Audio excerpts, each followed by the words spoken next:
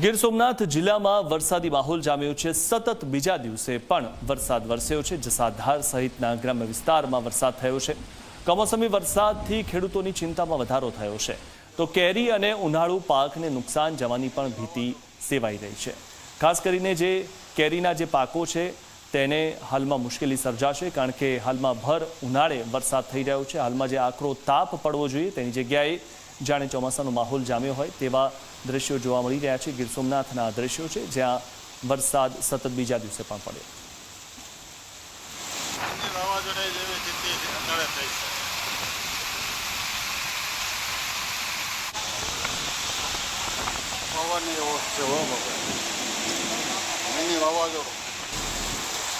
તો ગીર સોમનાથ જિલ્લામાં વરસાદી માહોલ જામ્યો। ગીર ગઢડા પંથકમાં સતત બીજા દિવસે વરસાદ વરસ્યો। 2 દિવસથી અવિરત વરસાદથી ખેડૂતો હવે ચિંતામાં મુકાઈ ગયા છે। કેરી અને બાજરી પાકને નુકસાન જવાની ભીતિ સેવાઈ રહી છે। ખેતરોમાં પાણી ભરાતા ખેડૂતો મુશ્કેલીમાં મુકાયા છે, ત્યારે ભર ઉનાળે ખેતરોમાં પાણી ભરાઈ ગયા છે અને તે આ કમોસમી વરસાદના કારણે આજે આ દ્રશ્યો જોઈ રહ્યા છો। ખેતરોમાં પાણી ભરાયેલા છે અને ખેડૂતો ચિંતામાં મુકાયા છે।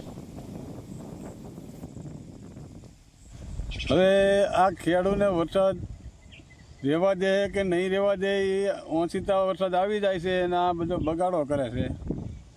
આવતા થાલ બધા બગડ્યા છે। રોવા બાજરીનો ઢગલો, આમ બાજરી ઊભી છે, ખેતરમાં હજી લણવાનું બાકી છે। હવે આમાં અમારે ખેડૂતને શું લાઈન લેવી છે?